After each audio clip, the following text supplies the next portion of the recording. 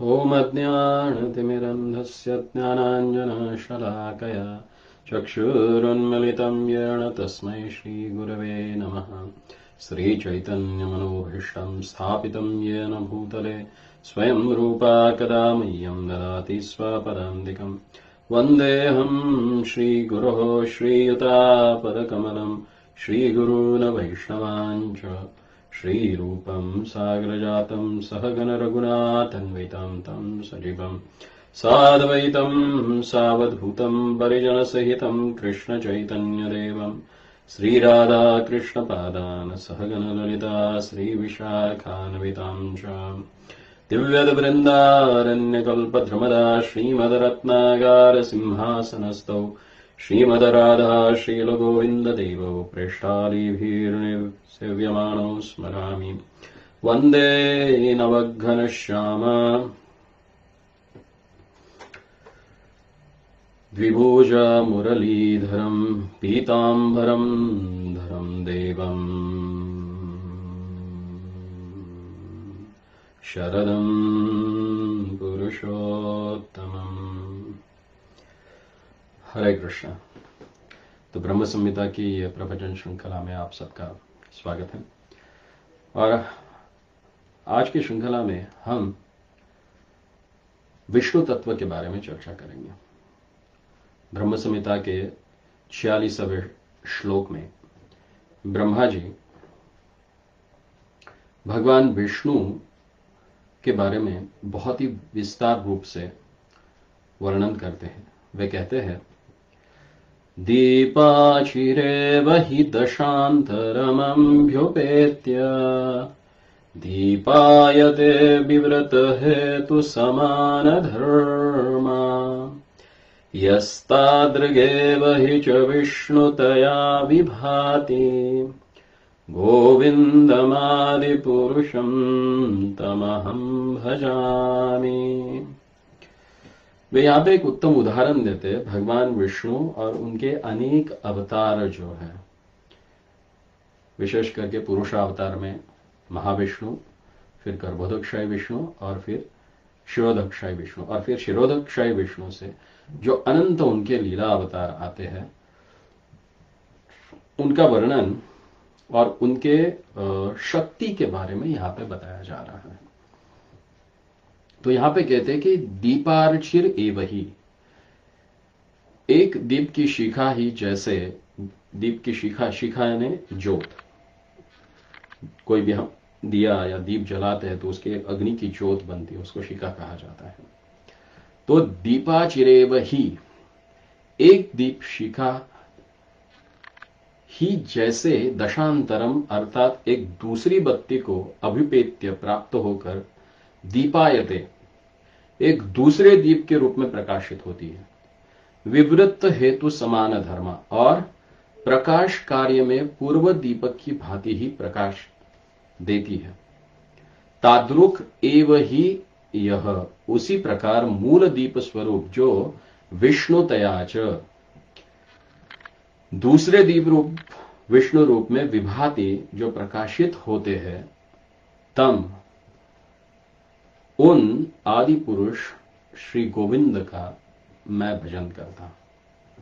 तो अनुवाद इस प्रकार से कि जिस प्रकार एक मूल प्रदीप की शिखा दशांतर में यानी अन्य वर्तिका में प्राप्त होकर उसके तुल्य दूसरे प्रदीप के रूप में परिणित होकर मूल प्रदीप की भांति ही प्रकाशित होती है, उसी प्रकार जो मूल विष्णु कारणवारी में शयन करने वाले महाविष्णु का रूप धारण करते हैं, ऐसे गोविंद जो आदि पुरुष है मैं उनका भजन करता हूं।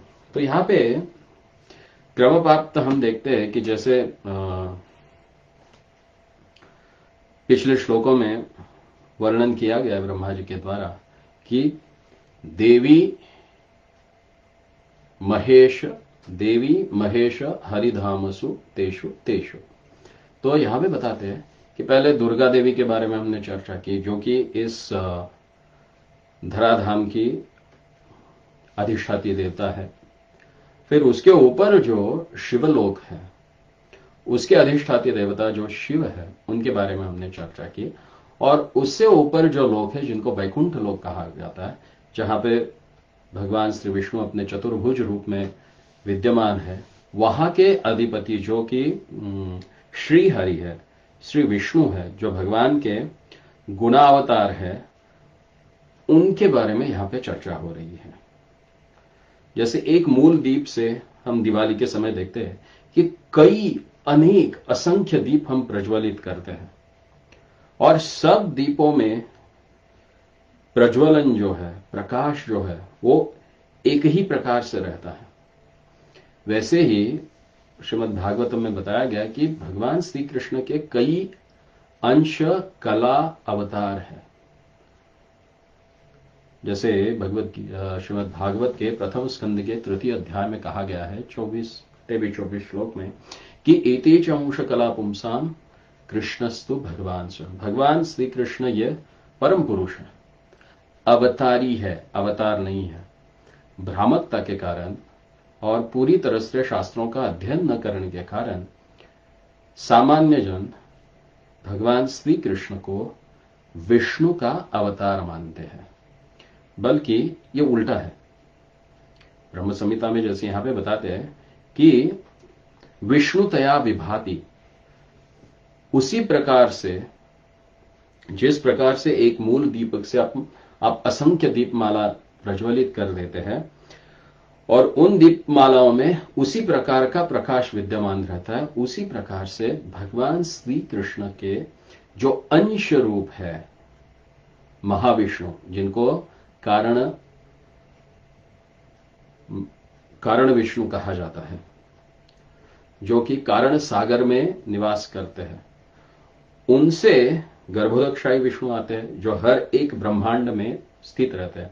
अगले श्लोक में हम चर्चा करेंगे उसके बारे में।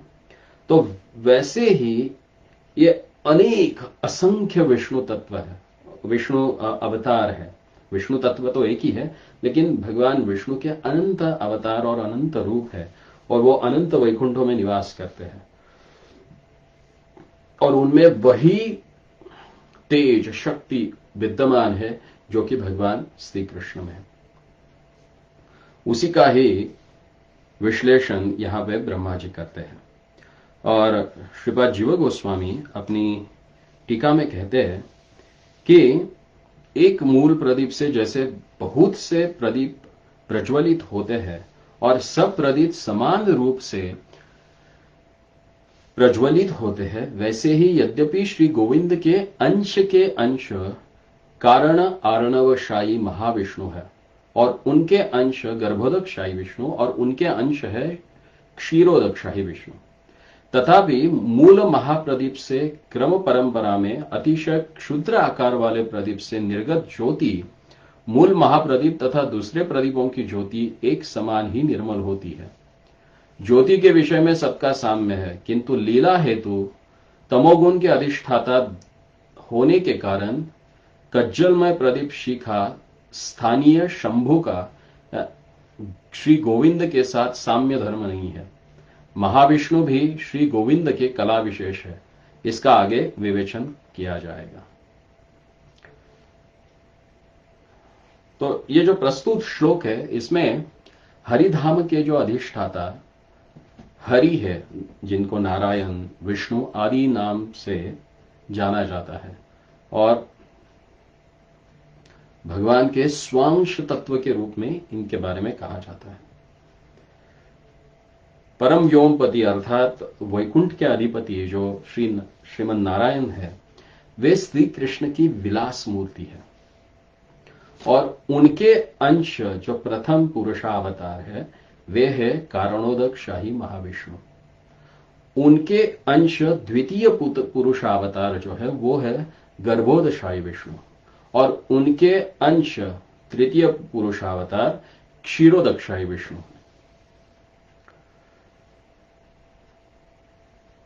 विष्णु शब्द का अर्थ ही है कि जो सर्वव्यापक है, और माइक जगत में अवतारित होने के पश्चात भी वे इस माया के 3 गुणों से परे हैं।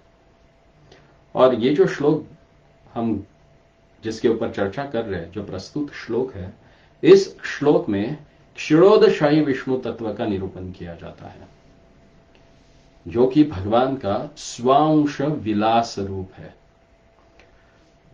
थोड़ा सा सैद्धांतिक भाग है, अगर इसे आप अच्छी तरह से समझ लेंगे तो मन की जो भ्रामकता है कि भगवान श्री कृष्ण को श्री विष्णु का अवतार मानना, उससे हम मुक्त हो जाएंगे और भगवान श्री कृष्ण को परम पुरुष के रूप में स्वीकार सकते हैं। तो इसलिए हमें यह समझना चाहिए। और भगवान श्री विष्णु जिनका भी वर्णन हो रहा है, वे सत्व गुण के गुणावतार हैं और स्वरूपता श्री गोविंद ही इस भौतिक में धराधर पे जीवों के उद्धार करने हेतु इन स्वांश रूपों में अवतरित होते हैं। और ये जो विशेष रूप है भगवान का विलास रूप, ये हर एक प्राणी मात्र के हृदय में स्थित है। वे ही सर्वसाक्षी है, जो हमारे हर कार्य, हर विचार को अच्छी तरह से जान लेते हैं और वही हमारे चैत्य गुरु के रूप में हमें हमारे आध्यात्मिक प्रवास में एक मार्गदर्शन करते हैं। जैसे आध्यात्मिक गुरु को उनका ही बाह्य रूप कहा जाता है।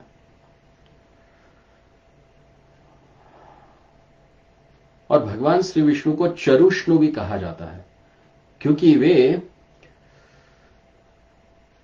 एक ही स्वरूप से सर्वत्र प्रकाशित होते हैं। वे आपके हृदय में भी है, मेरे हृदय में भी है, हर एक जीवात्मा के, जैसे कि 84 लाख योनियों में अरबों खरबों जितने भी जीव है, हर एक जीवात्मा के हृदय में वे स्थित है। फिर उसके लिए ना तो किसी देश की मर्यादा है, ना किसी धर्म की मर्यादा है, ना किसी जाति की मर्यादा है। कोई गोरा हो, काला हो, हरा हो, पीला हो, नीला हो, किसी भी वर्ण का व्यक्ति हो, कोई भी जीव हो, हर एक के हृदय में भगवान श्री विष्णु परमात्मा के रूप में विद्यमान है और वे ही क्षीरोदशाही विष्णु है। तो मूल महाप्रदीप, जैसे एक प्रदीप से कई प्रदीप हम जलाते, तो मूल प्रदीप की ज्योति वैसी ही रहती है और उसी प्रकार से वो अन्य दीपों में भी प्रज्वलित रहती है। तो वे जो मूल महाप्रदीप है श्री गोविंद, वे ही सर्वोत्तम आराध्य है। और इसलिए ब्रह्मा जी यहां पे कहते हैं कि मैं उन गोविंद का भजन करता हूं जो इस महाप्रदीप के रूप में कई अपने अवतारों के रूप में प्रज्वलित रहते हैं। फिर आगे जाके 37वें श्लोक में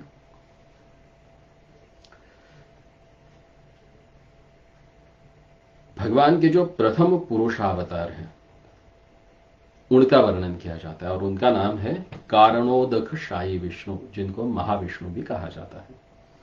तो वे कहते हैं, यह कारणार्णव जले भजति स्म योगा निद्रामनंत जगदंड सरोमकूपः आधार शक्तिमवलम्य परां स्वमूर्तिम् गोविंदमादिपुरुषं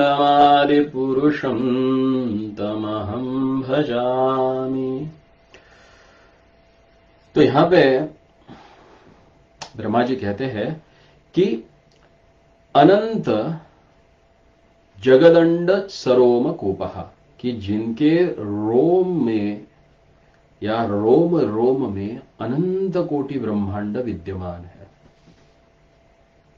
और आधार शक्तिम पराम, उनकी जो पराम यानी श्रेष्ठ आधार शक्ति जो है,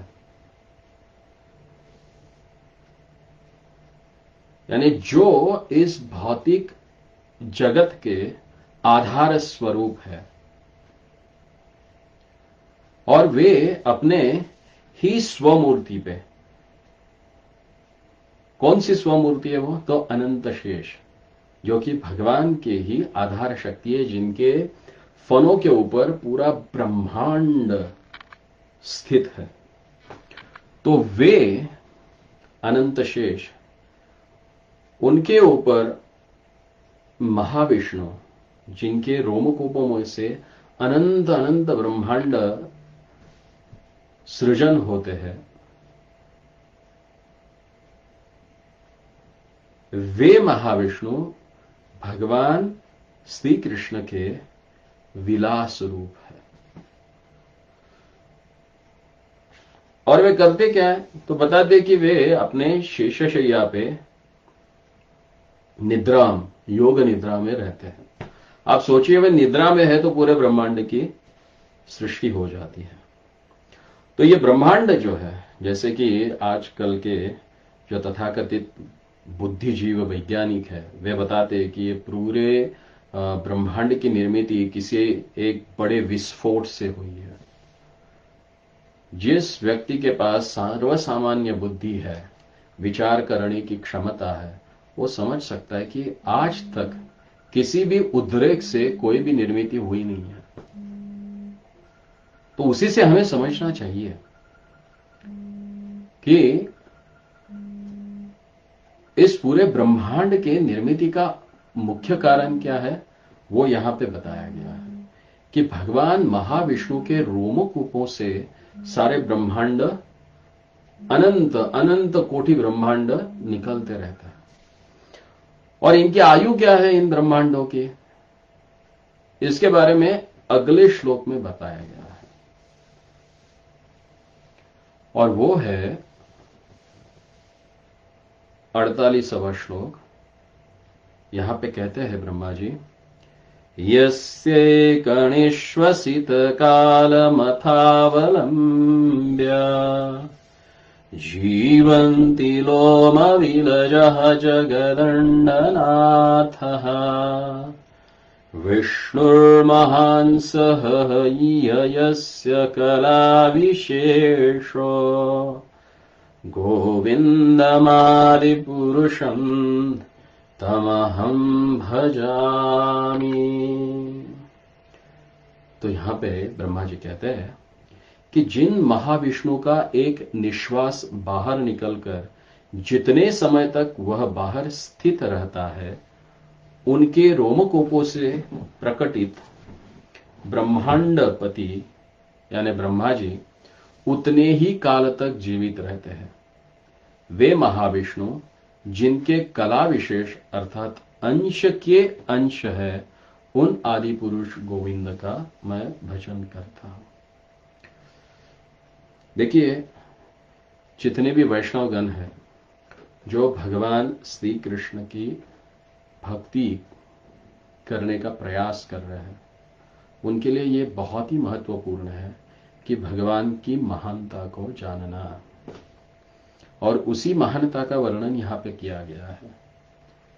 कई बार हम भगवान को बहुत सहजता से ले लेते हैं, क्योंकि उनकी महिमान, उनके गुण, उनकी लीलाएं हम मनुष्यवत ही समझ लेते हैं। क्योंकि भगवान भी जब नरवत लीला करने के लिए आते तो वह ऐसे ही प्रतीत करते अपनी सारी लीलाएं कि देखने वाला व्यक्ति उनको आम व्यक्ति के समान ही समझ लेता है। एक सर्वसामान्य मनुष्य के तरह ही वे लीलाएं करते हैं, अपनी भगवत्ता वहां पे ज्यादा प्रकटित नहीं करते। और इसी कारण हम देखते कि जब भगवत गीता में अर्जुन को भगवान श्री कृष्ण ने विराट रूप दिखाया, वो विराट पुरुष रूप देखने के पश्चात अर्जुन बोला कि हे भगवान, मुझे माफ करना, कभी मैंने सखेती मत्वा, कभी मैंने आपको मेरा सखा मानकर आपके कंधों पे हाथ डाला, आपके साथ बैठ के खाया, आपके साथ सोया, आपके साथ घूमा, और कई बार तो मैंने आपका उपहास भी किया मित्र समझ के, लेकिन आप मुझे क्षमा करें उसके लिए। क्योंकि तब तक उनकी महानता का पूरी तरह से ज्ञान अर्जुन को नहीं हुआ था, और जिस समय वो उस महानता का ज्ञान हो गया, तब से उसने भगवान को भगवान के रूप में स्वीकार किया। तो हमें भी अगर भगवान की भक्ति करनी है तो उनकी महानता को समझना चाहिए, और उसी महानता का निरूपण स्वयं ब्रह्मा जी, जो कि हमारे आद्य आचार्य है हमारे संप्रदाय के, इस ब्रह्म मध्व गौड़ीय संप्रदाय के, वे स्वयं यहां पे बताते हैं कि आप समझो, मैं जो व्यक्ति हूं जिसे सृष्टि का कर्ता कहा जाता है, वो मैं ब्रह्मा, जिसकी आयु मर्यादा 100 वर्ष है। और ये 100 वर्ष कैसे है? तो 4,32,000 वर्ष जो हमारे हैं वो उनका केवल एक दिन है, उसी प्रकार की उनकी रात्रि है। गुना 30 कर लो और गुना 12 कर लो तो उनका एक वर्ष हो जाएगा, और उसको 100 से गुन लो तो इतनी उनकी लंबी आयु है, जिसके सामने हमारा जीवन एकदम शुद्र समय तक है। यानी उनके निमेष पलक में हम कितनी बार जन्म लेके सिधार चुके होते हैं। तो ऐसे ब्रह्मा जी, उनका जो जीवन काल है वो कितना है? भगवान के एक अंश के रूप में अगर देखा जाए तो महाविष्णु, जो कि भगवान के प्रथम अंश जो नारायण है, उन नारायण के ये अंश है। यानी भगवान श्री कृष्ण के अंश अवतार महाविष्णु जो है, उनका जो निश्वास का समय है, सांस ले ली और सांस छोड़ दी, तो ये सांस छोड़ने का जो उनका समय है वो एक ब्रह्मा की आयु है। तो आप उससे समझ सकते हैं कि भगवान श्री महाविष्णु जो है, जो कारणोदक है विष्णु, जो कि भगवान के एक अंश के अंश है, उनके निश्वास का समय इतना है। क्यों भगवान को अनंत कहा जाता है? क्यों उनको कारणों के कारण कहा जाता है? इसीलिए ही क्योंकि हमारी तुलना से अगर ये कालगणना का हम समझने का प्रयास करेंगे तो हमारे बुद्धि के बाहर है, तो कभी समझ नहीं पाएंगे। इसलिए भगवान को जानने के लिए कहा गया कि उनसे जानो जिन्होंने भगवान को जाना है। तो ब्रह्मा जी स्वयं यहां पे बता रहे हैं।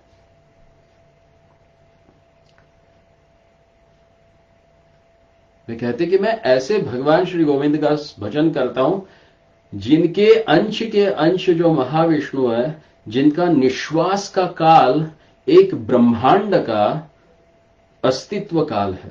तो आप समझो वे गोविंद जो है वो कितने अपार सामर्थ्यशाली होंगे। हम किसी भी लल्लो पंजो को भगवान कह देते हैं, और आजकल तो भारत भूमि भगवान फैक्ट्री बन गई है। हर साल कोई ना कोई भगवान आता है, और देखते भी है कई भगवान जेल में पड़े हुए, कई भगवान सिफिलिसिस होके मर गए हैं, और किसी को भी हम भगवान बोल देते हैं। तो थोड़ा समझना चाहिए हमें। शास्त्र यहां पे हमें बताते हैं कि भगवान के गुण क्या है, उनके कार्य क्या है, उनकी लीलाएं कब है। जब तक हम प्रमाणित शास्त्रों के द्वारा इन्हें समझने का प्रयास नहीं करेंगे, तब तक हम अपने संस्कृति को, अपने शास्त्रों को केवल एक परिकल्पना समझ लेंगे। और आजकल वही हो रहा है, क्योंकि ये जो ज्ञान है अगली पीढ़ियों को अगर हमें देना है तो ये ज्ञान हमें स्वयं पहले प्राप्त करना पड़ेगा। और इसलिए हमारे संस्था के संस्थापक आचार्य श्रील प्रभुपाद कहा करते थे कि हमने जो मंदिर बनाए हैं वे शिक्षण संस्थाएं हैं, जहां पे आध्यात्मिक प्रशिक्षण आपको दिया जाता है।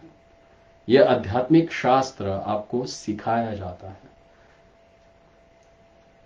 अगर आपकी दृढ़ इच्छा हो, प्रामाणिक इच्छा हो, तो निश्चित रूप से यह ज्ञान आपको पूरी परंपरा के द्वारा दिया जाता है, जिस ज्ञान के द्वारा आप अपने जीवन में इस सिद्धांत को पूरी तरह से अपनाकर भगवान की भक्ति निस्सीम भाव से कर सकते हैं।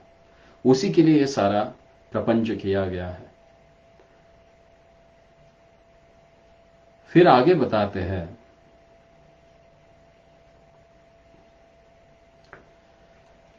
कि ये पूरे ब्रह्मांड का निर्माण कैसे होता है।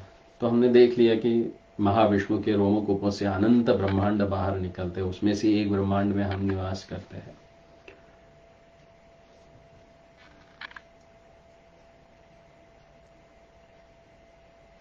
तो इनमें प्रकाशित होने वाले और इनको प्रकाशमान करने वाले जो है, उनकी चर्चा अगले श्लोक में की गई है, श्लोक संख्या 49 में। और यहां पे बताते हैं, भास्वान् यथाश्म सकलेषु निजेषु तेजः स्वीयं कियत् प्रकटयत्यभितद्वतत्र ब्रह्माययेष जगदण्डविधानकर्ता गोविन्दमादिपुरुषं तमहं भजामि। वे यहां पे कहते हैं कि भास्वान यथाश्म शकलेषु निजेषु तेजः। भास्वान यानी यहां पे सूर्य को भास्वान कहा गया है। जैसे सूर्य अपने नाम से प्रसिद्ध प्रस्तर खंडों में अर्थात सूर्यकांत मणि में कुछ परिमाण में अपना तेज प्रकाश करते हैं और उसके द्वारा स्वयं दहन आदि कार्य करते रहते हैं, उसी प्रकार इस प्राकृत सृष्टि व्यापार में यह एष ब्रह्मा जो अपने अंश से या विशेष योग से जीव में स्वयं ब्रह्मा होकर ब्रह्मांड में व्यष्टि सृष्टि करता है, मैं उन आदि पुरुष गोविंद को प्रणाम करता हूं। यहां पे ब्रह्मा जी का वर्णन आया है। अभी जैसे पहले हमने माता दुर्गा के बारे में देखा, उनके सृजन और उनके कार्य के बारे में, उसके पश्चात शिव तत्व को समझने का प्रयास किया, और आज हमने 3 श्लोकों में देखा कि ब्रह्मा जी ने महाविष्णु, गर्भोदक्षय विष्णु और क्षोदक्षय विष्णु और उनके प्रभाव, उनके कार्य इस ब्रह्मांड में क्या है उसके बारे में चर्चा की। और अब इस ब्रह्मांड के जो द्वितीय कर्ता है, सृष्टिकर्ता जिनको कहा जाता है, जो दृश्यमान जगत को जो निर्माण करते हैं, उन ब्रह्मा का वर्णन यहां पे किया गया है। तो जैसे एक सूर्यकांत मणि रहता है, अगर आपने, जैसे हम बचपन में स्कूल में हमने कई सारे प्रयोग लिए हैं, तो कॉन्वेक्स और कॉन्केव लेंस लेकर हम सूरज में पकड़ लेते, तो उन सूर्य किरणों को एक जगह पे, एक बिंदु पे केंद्रित करके किसी भी चीज को हम जला सकते थे। पेपर जलाते थे, कॉटन बॉल्स जलाते थे। तो जैसे, हालांकि वो जो बहिर्गोल और अंतर्वक्र भिंग जो रहता है, या जिसको सूर्यकांत मणि कहा जाता है, उसके द्वारा सूर्य की किरणें एकत्रित होकर किसी एक वस्तु पे जाए तो उस वस्तु को वो भस्म करना, जलाना शुरू कर देती है। तो उनको जलाने का सामर्थ्य ये सूर्यकांत मणि में है या सूर्यकांत मणि में जो सूर्य के किरण आते हैं उनमें है। यहां पे एक उदाहरण दिया गया है, एक दृष्टांत दिया गया है, जिसके द्वारा ब्रह्मा जी की कार्य क्षमता क्या है वो हमें ज्ञात होगी।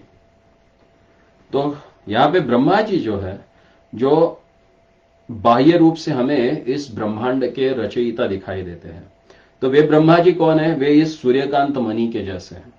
जैसे ये सूर्यकांत मणि एक माध्यम है जिसके द्वारा ये सूर्य की किरणें दूसरी ओर से निकलकर उस वस्तु को जला देती है, लेकिन वो जलाने की क्षमता सूरज के किरणों में है।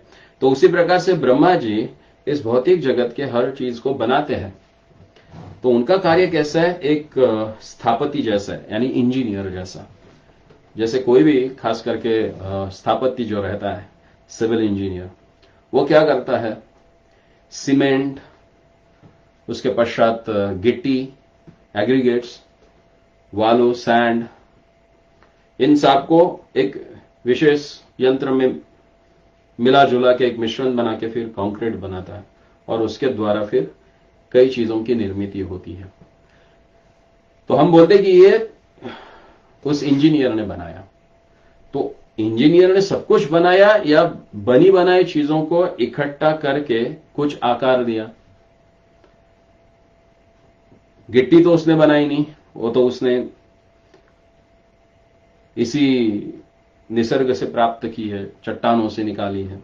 सीमेंट भी उसी प्रकार से निकाला हुआ है, वालू भी वही वालू के खदानों से उसने निकाले, और इन सारी चीजों को इकट्ठा करके एक उनको रूप दे दिया। तो रूप देने का कार्य उस इंजीनियर ने किया। तो उसी प्रकार से ब्रह्मा जी महत तत्व में से, जो कि 24 तत्व है जिनसे ये सारा ब्रह्मांड बना हुआ है, और वे सारे महतत्व जो है, वो मूल 25 घटक जो है, वे भगवान से ही आते हैं। तो आदि कारण भगवान श्री गोविंद से निर्मित की गई सारी वस्तुओं को इकट्ठा करके अलग अलग रूपों ने ब्रह्मा जी ने रखा है। तो ब्रह्मा जी मूल रूप से कर्ता नहीं है सृष्टि के, तो वे द्वितीय कर्ता है, यह हमें समझना चाहिए।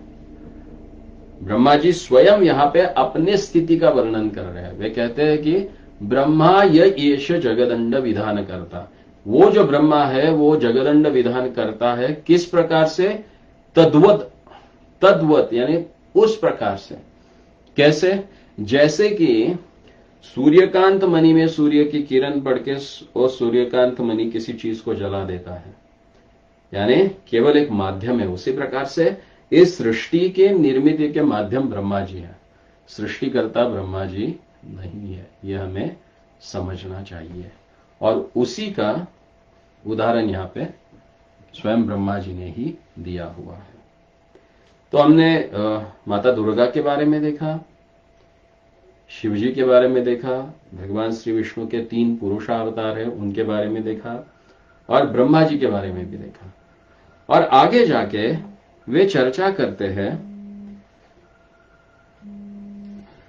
श्री गणेश, सूर्य आदि देवताओं के बारे में, और उसके बारे में सविस्तर चर्चा हम कल करेंगे।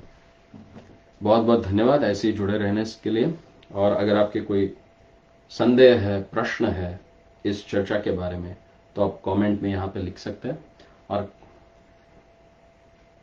कल समय रहा तो फिर हम उनके ऊपर चर्चा करेंगे। तो आशा करता हूं कि जो पिछले 3-4 प्रवचनों से जो हमने शिव तत्व के बारे में चर्चा की, वो काफी हद तक आपके समझ में आया होगा। और आज जो हमने भगवान विष्णु और उनके 3 पुरुषावतार जो है उनकी चर्चा की, और साथ में ही ब्रह्मा जी के कार्य तथा उनके उत्पत्ति के बारे में चर्चा की।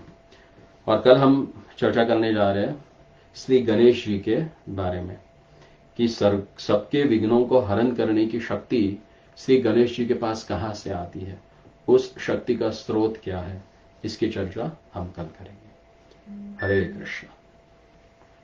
श्री कृष्णचंद्र भगवान की जय।